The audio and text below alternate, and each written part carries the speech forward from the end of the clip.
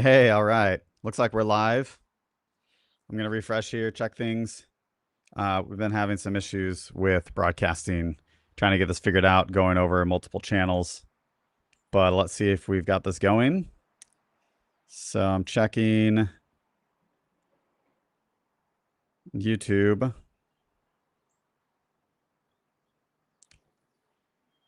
Not showing there, but maybe we are. Maybe we're live on Twitter. We've got some people watching, so we're definitely live somewhere. Welcome, everybody. This is a special edition of Freedom Tech Weekend where we are discussing. All right, we're live on YouTube. Sweet. We're discussing America's birthday.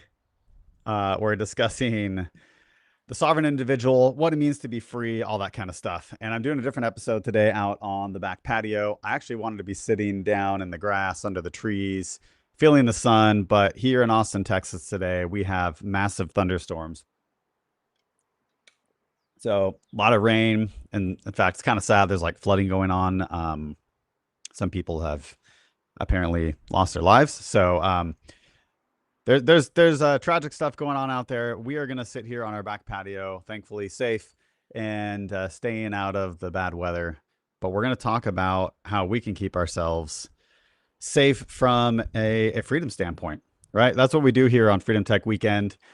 A lot of what we talk about every single week is how do we get out of these closed systems of technology and start to play around, tinker with, and really become comfortable with a bunch of different options that we can use to take back ownership of our own data, take back ownership of our process, our flow, all that kind of stuff.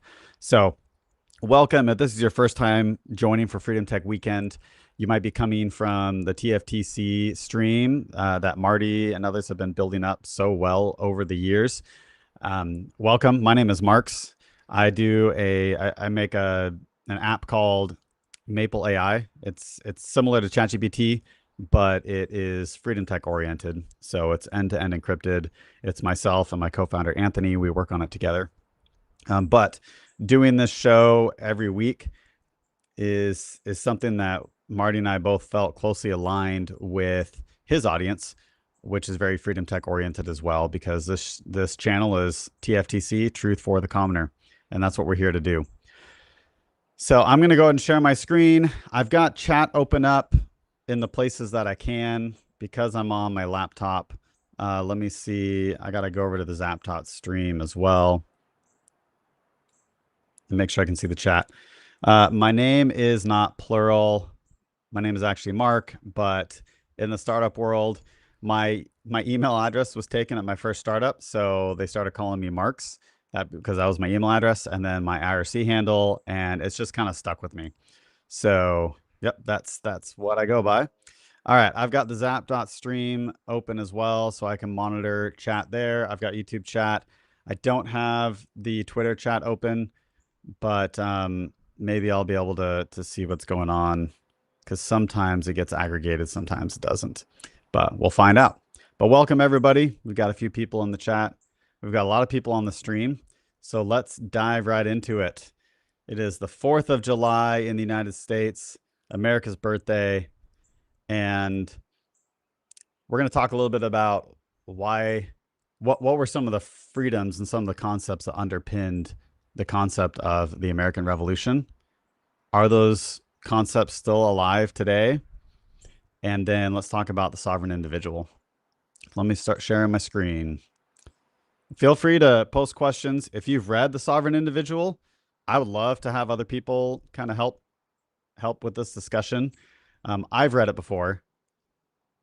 Let's see here. What's going on? There we go. Whew, that's a lot of windows. I want to share this one. Okay. Sorry, some technical difficulties here. I might have to just share my whole screen, which kind of sucks, but it is what it is. Looks like we're going to do that. So let's dive into it. Share the entire screen. I did turn off notifications. All right, we're jumping over to Orion here. This is my browser that I'm using. Okay, there's my notifications on Noster. And so here's what I did. I wanted to talk about The Sovereign Individual. I read it many years ago. It is a thick book. It is long. It is dense. So there's a lot to remember, a lot of concepts that kind of blew my mind in some ways. Other ways, it was like, wow, that really makes sense. And then other ways, I've started to see things just kind of start to come to pass, which is pretty crazy. So if you've read it and you want to chime in, feel free to chime in and let's have this discussion together. I'm not super thrilled with how this screen sharing looks with me. Bear with me as I go back to the Restream Inception here and change this. Let me stop sharing my, that's all right. Whatever. You're all part of the game here. Yay. There we go. All right. Let's customize this. Let's make that smaller. And let's do this one. Okay. Excuse me for all that. There we go. You at least get a better view now. You see a little bit more of the screen and less of me. So let's first talk about the American Revolution and some of the concepts that underpinned it.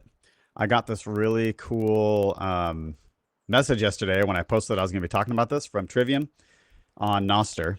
And Trivium had posted this right before I mentioned I was going to be talking about this.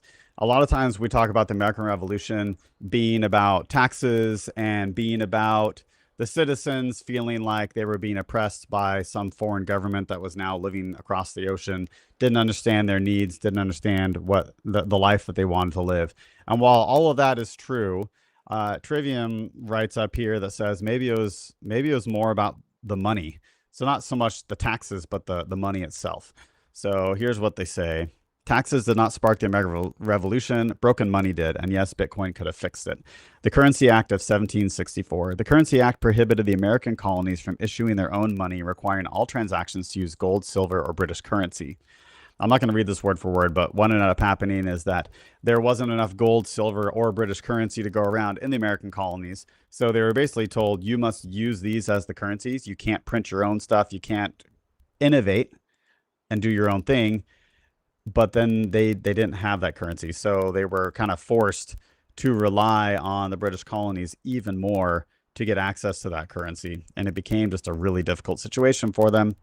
So Benjamin Franklin, the refusal of King George to allow the colonies to operate an honest money system, which freed the ordinary man from the clutches of the money manipulators, was probably the prime cause of the revolution. So he was living during that time. He was helping to push that revolution. So I would listen to him to say this might have been one of the main causes of it because he was right there in the thick of it. Okay. You've also probably heard of this concept of the fourth turning, right? The fourth turning is a concept. Really, it's multiple turnings, right? There's first, second, third, and fourth, and it talks about periods in human history where you have these different phases that society goes through. We as humans are all these physical, biological creatures that have existed for thousands and thousands of years. We've evolved over time, but the monkey brain inside of us and the physical conditions that we have cause there to be patterns that happen throughout time. So the technology changes, the atmosphere around us maybe changes a little bit, where we're living changes, but some of the deep-rooted instincts of humans stay the same. And that is why they say history doesn't repeat, but it often rhymes. That's because we are all still kind of the same physical individuals that we were before.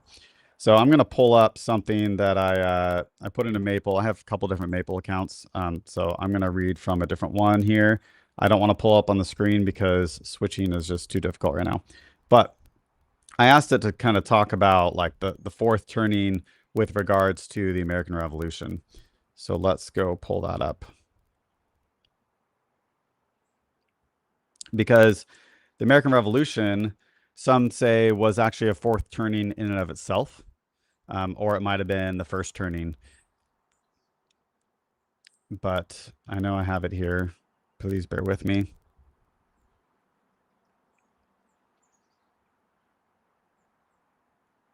Great. Maybe it was actually on this one. My bad. Let's see. And my microphone. I'm all sorts of out of sort here. Okay, well, I'm just going to preface it then and paraphrase it because I can't find it now. But what it was is the fourth turning is this moment where there is people are just kind of at wit's end. Society is on the brink of crumble. There is massive division going on. Does it sound familiar to you? There, people are divided, and they might not be. They might know. They might not know why they're divided, but they are, and so they can sense that something is wrong, and there is a need for some kind of revolution. And then it is when the people revolt and rebuild society in a better form that we enter into the first turning, which is where there is this collectivism and people come together, and there's patriotism, not in the sense of a specific country, but there is a sense of the group because they've worked so hard and are starting on a new foot together, right? And this describes the American Revolution, right? They were at this breaking point where there was division. I can't imagine what it was like to actually live in the 1700s in the British colonies in America. Because when I think about it, like we love to romanticize it a bit, right? We think, oh, they were these patriots who got together and said, we don't want to live under the boot of the British government anymore. They're taxing us too much. Life is too difficult. We have all this beautiful land. Why do they not let us do our own thing? But you really think about it, and this was not the majority of the people who felt this way. It was the minority of the people, at least in the beginning, right? I don't know the actual percentages, but it was not. It wasn't like you just showed up in the American colonies and everyone was like, "Hey, are you ready for the freedom war that we're about to have? Like, make sure you join the stream. We're all gonna be celebrating freedom here in 1776. It's gonna be dope."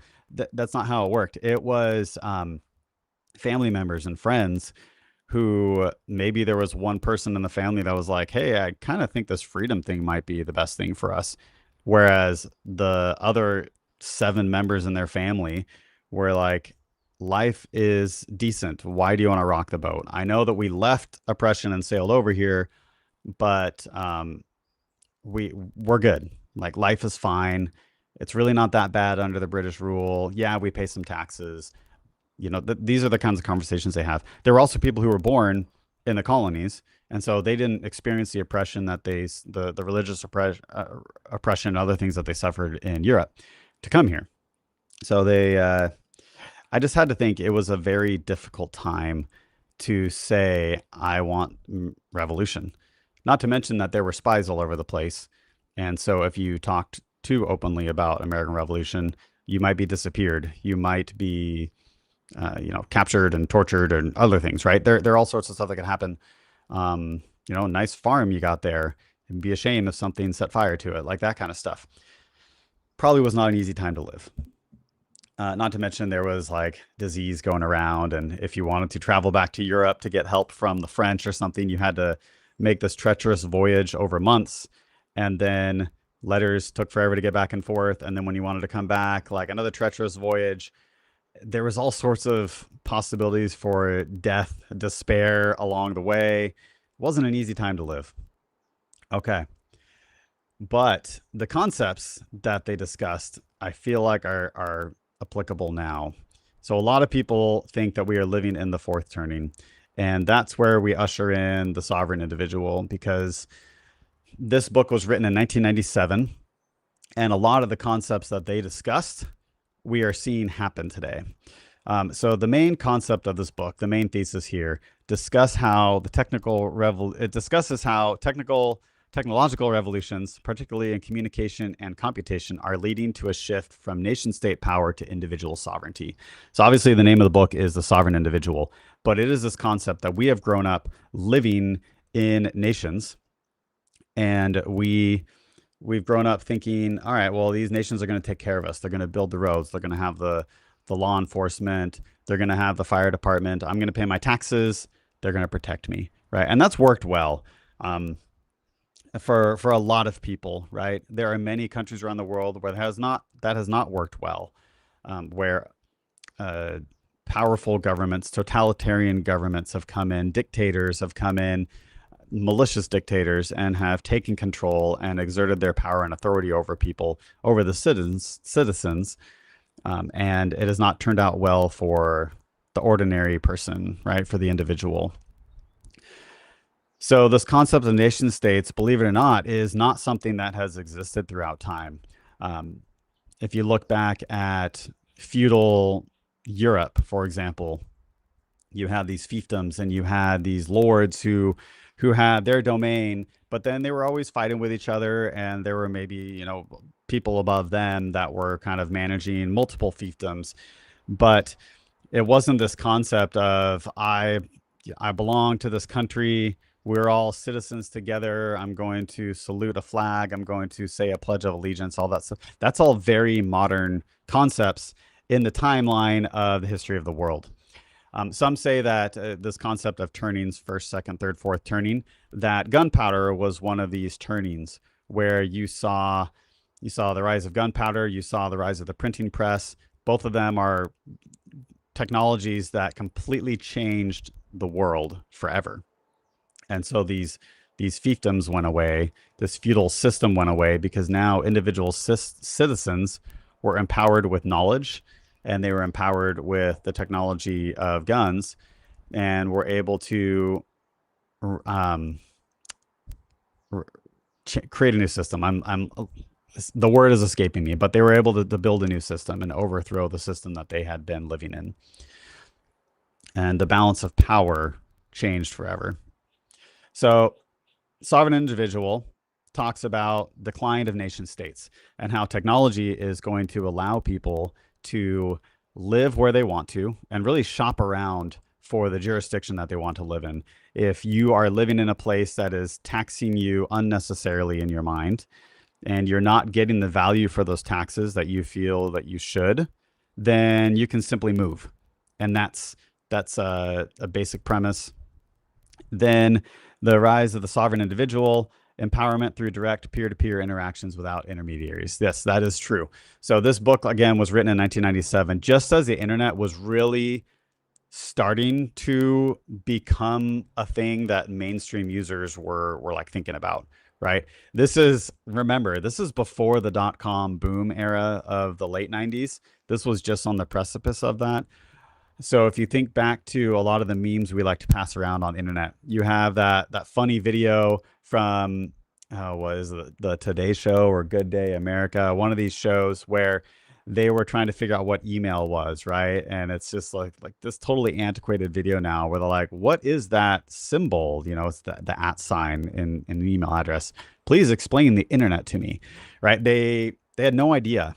This is when this book was written, right? And they were predicting that in the future, we are going to live in a time where people can access information, this new information age, where they can have access no matter where they live in the world, the body of knowledge, and then they can actually transact with each other. So they can do work for somebody else in another jurisdiction somewhere around the world and get paid for it. And that's the third major technological enabler here. There's really three: the internet, encryption, which is massive, and the digital money. So they predicted Bitcoin. They described Bitcoin, but without knowing the name and without knowing the specific implementation details.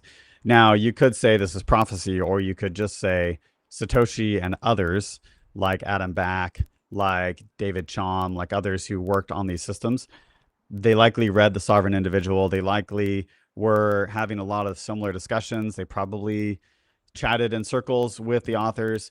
And so these concepts were being discussed among the cypherpunks.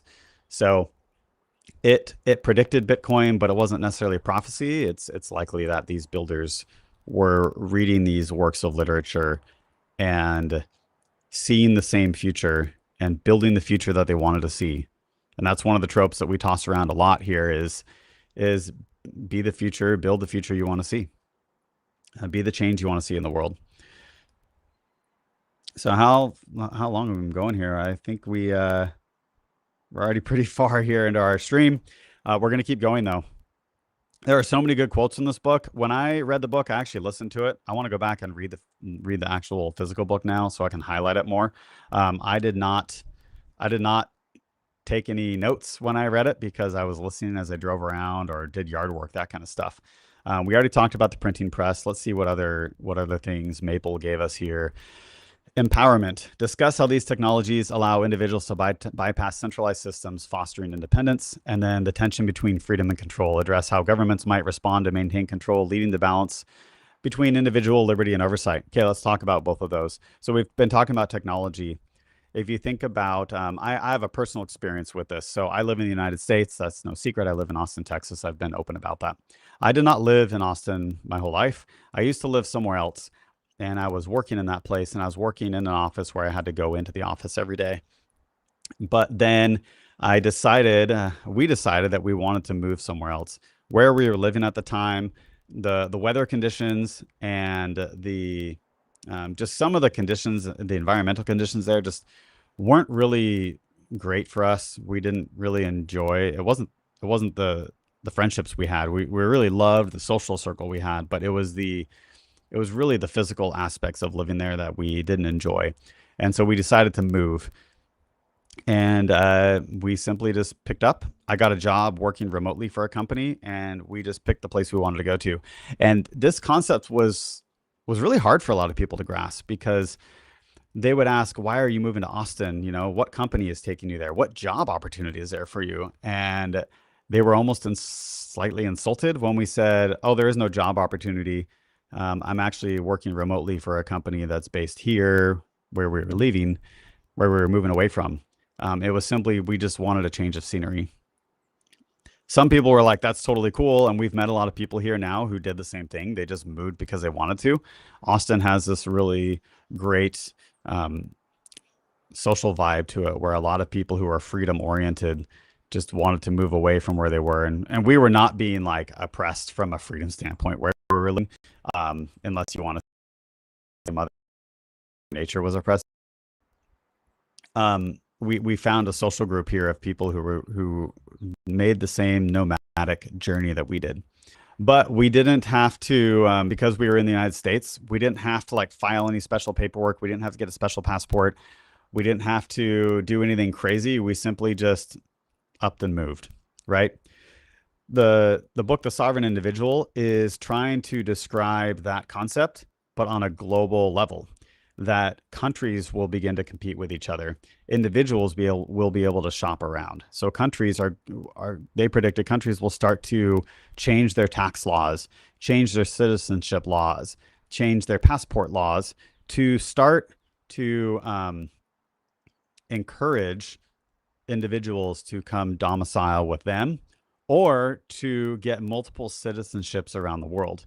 And this is happening today. You can go get citizenship with multiple countries if you want to. You can get residences in multiple countries, or you can just pick one. You can up and move. But there's an analogy that I heard. I watched a bunch of YouTube videos about the book just to kind of refresh my memory. And one guy used the concept of cows, where you're a cow on a farm and the farmer is milking the cow, and eventually they're going to slaughter the cow for the beef, right? But then they said eventually those cows will grow wings and be able to fly off the farm. So they are not destined for that life of being milked and then slaughtered. And that is what this is talking about, where you have the opportunity right now to grow your own wings and to explore your options. Now, if you're living in America, maybe America is your best option and you love it. I'm not telling people to repatriate or to give up their American citizenship. That's not what this is about. But this is simply, you are being empowered through technology to where you can make money anywhere in the world. And so you can choose to live anywhere in the world. And now we are seeing this transition where governments are going to start to compete for their citizens, compete with each other. The book predicts that there's going to be a period of violence. Others think that maybe they were off on that aspect of it, that this could be a more peaceful revolution. Bitcoin is honestly a tool of that peaceful revolution. A lot of people are predicting. I personally think so. I think that you can have a peaceful revolution where you have this currency now that is the rule set is enforced by everyone in the world. So the rules really can't change. The base fundamental rules don't change. You can't have a group of 12 people at the Federal Reserve or a small handful of people that sit in some office in a White House somewhere in a country who simply decide we want to change the regulations, we want to change the rules, we want to change what the money is, we want to make more of the money, we want to change the interest rates just because we feel like it. When you're living with Bitcoin, those rules are not up to a few people. They're up to everyone, and they're effectively cemented in stone. It's very difficult to change them. They can change over time, but it's very difficult to change them. And so when you start to live with this currency, it removes the power from governments to manipulate things for their control. And so this is where it could be a peaceful revolution. Now, there is obviously the government has a monopoly on violence. That's what they call the police. That's what they call the military. They are legally sanctioned to carry out violence on the citizens. If my neighbor were to do me wrong, or if some stranger were to do me wrong and break the law, I am not able to go grab that person and tie them up and throw them in a cage, right? I'm not able to engage with that person violently at all. That is not my right as a citizen in the United States. The United States government, and pretty much most governments around the world, do reserve that right. And so we have outsourced that.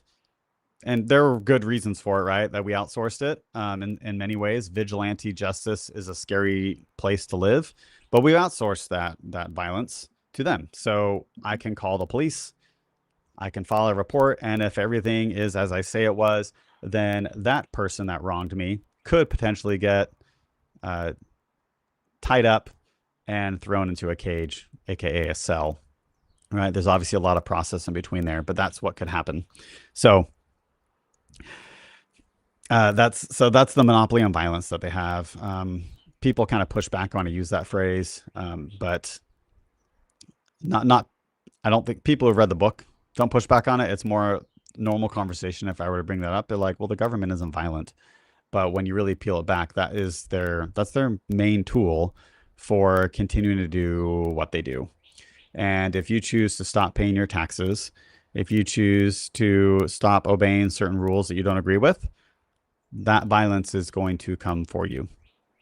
So Bitcoin and other concepts, this technological revolution that we are part of, is trying to be that peaceful revolution where you slowly remove the need for that violence, the need for that excessive force. And governments can change over time and either collapse completely, which this book predicts the collapse of the nation state, or they evolve to be something else. So if you consider within the United States the ability to simply move between states, I envision that kind of being what they're describing, where you'll be able to move around the world freely and make money from anywhere in the world. If you think about people are born where they're born, they have zero choice in it. There are many things in life that we get to choose. That is not one you got to choose. You didn't get to choose the genetics that make up your body. You didn't get to choose the country that you were born in. You didn't get to choose the family that you were born in. And a lot of people, that meant really bad luck. For a lot of people, that meant really good luck. The sovereign individual is saying that luck is now being the importance of that luck is being diminished.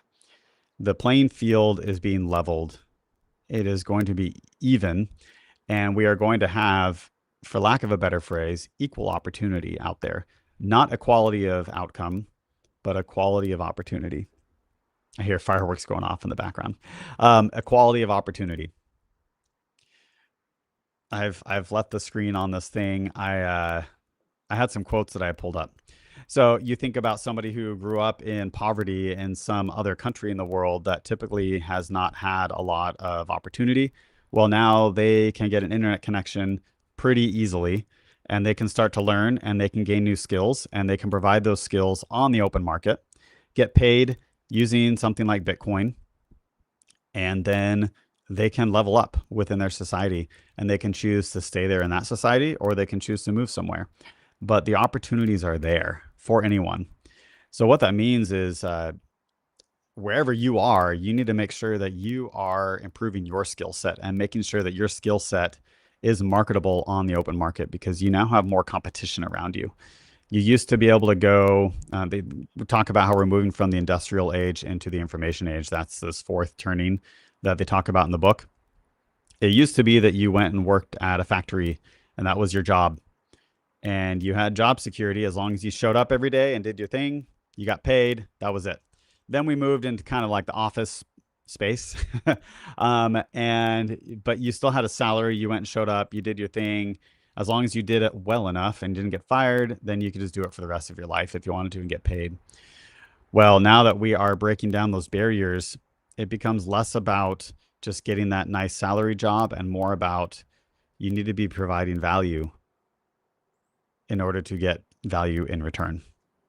And that could still look like a salary job. Those aren't going away completely. But for a lot of people, that just means doing jobs here and there for individuals and companies that need it at the time. And you piece together enough of those and you build a nice living for yourself. And then you save those earnings in a hard currency like Bitcoin, like gold, and these other ones. And then you start to build up a future for yourself where you can be even more independent. Now, gold is difficult because if you're going to move jurisdictions, you can't take it with you. It's very difficult to move. That's why Bitcoin is amazing, because you can't just take it with you easily, and it cannot be confiscated. Let's share a few quotes that I found here. This was, we're just going to go through. We're going to rattle off rapid fire and then end the stream here. To dare a thought is to risk being wrong. Incomes will become more unequal within jurisdictions and more equal between them. That's what we just talked about. The cyber economy, rather than China, could well be the greatest economic phenomenon of the next 30 years. So remember, this was written in 1997. We are now almost 20 years after that. Or 30. 20. Oh, man. Math on air is the worst. 20 years. So we have seen the rise of China. It's become very strong as industrial power, but there are cracks. People are noticing cracks in the system, right? So really, the cyber economy is going to be global. Not a globalist society in the sense that we're going to have this one government ruling the world. I really hope we don't do that. And that's what this book is trying to push against. Let's see. The idea of property emerged as an inevitable consequence of farming. Let's look at some other ones here. Governments will ultimately have little choice but to treat populations in territories they serve more like customers, and less in the easy that organized criminals treat the victims of a shakedown racket. Okay, let's end on this one right here. Governments will ultimately have little choice but to treat populations and territories they serve more like customers. That's the main premise of this entire book. So I highly recommend reading The Sovereign Individual today, wherever you live. Celebrate this concept of freedom. Celebrate the concepts upon which the American Revolution were fought and won. I don't think that the country we have today in America is the same that was initially built on those principles. I think we have drifted quite a bit. If you think about building a government over 2.5 centuries, you slowly create another government job, another regulation, another department, another organization. And this applies to any government in the world, but I'm living here, so I'm talking about this one. And if you try to picture it as a large building, you add one more brick and then you put some masonry on it. And then you add another brick and you slowly build up this large building over centuries. If you wanted to dismantle that building, the quickest way obviously is to destroy it, but that is the most aggressive way, right? To blow it up or something like that. And that causes a lot of pain, a lot of damage, a lot of heartache.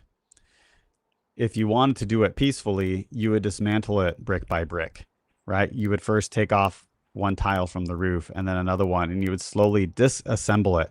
It takes a lot of care, a lot of thought, but it's also really difficult, right? It takes a long time. technologies like Bitcoin, technologies like the internet, technologies like encryption and cryptography are trying to dismantle the system brick by brick. And maybe we can do it peacefully. We're hoping to not do it in a way that causes it to implode and blow up and cause massive damage. So look at the world around you. I highly recommend reading this book if you haven't already, or do a refresher on it. Explore a lot of these technologies that we talk about week in and week out, because that's what we're doing here. We're trying to help you dismantle the system that, if you're living in an oppressive system, we're trying to help you break free of that. Tool by tool, piece by piece, friend by friend, family member by family member. Build up your own personal network. Build up a network of friends, a network of family members that you can depend on, because that is going to be your true sovereignty. Yes, you can be a sovereign individual, but I think that we need more than just us. We need people around us. And that is not going to be the government. The government cares about the government. The government cares about itself because it has incentives to continue to grow and to continue to get elected and continue to exert power and authority. So you can't depend on the government to do that for you. You need to depend on each other. So always be building that group around you. All right. With that, I'm going to end the stream. Thank you for joining us today for this unique Freedom Tech Weekend episode. I hope you enjoyed it. Come back every week. We do this every Friday at 15:30 UTC. Typically, we talk about a technology tool. Last week, we talked about podcasting 2.0. The week before that, we talked about Daylight Computer and how you can run it as a fully Linux device and take it with you anywhere in the world. We've talked about Maple AI as an alternative to ChatGPT and other closed AI systems. So there are many other things we've talked about. I would love to hear your suggestions. So please feel free to give me suggestions in the future of what you want to see us talk about on future episodes of Freedom Tech Weekend. We try to keep these to a half hour. We're broadcasting on TFTC. We're also broadcasting on my X channel, Marks_FTW. And then we broadcast on Zap.stream, which is a Nostr streaming service. If you aren't familiar with Nostr, go learn about it. That'll be a future episode that we talk about. So with that, I'm going to go enjoy time with my friends and family on this 4th of July. I'm going to celebrate the reasons why America was founded. And let's continue to build the world that we want to see and be more individual. All right. Have a great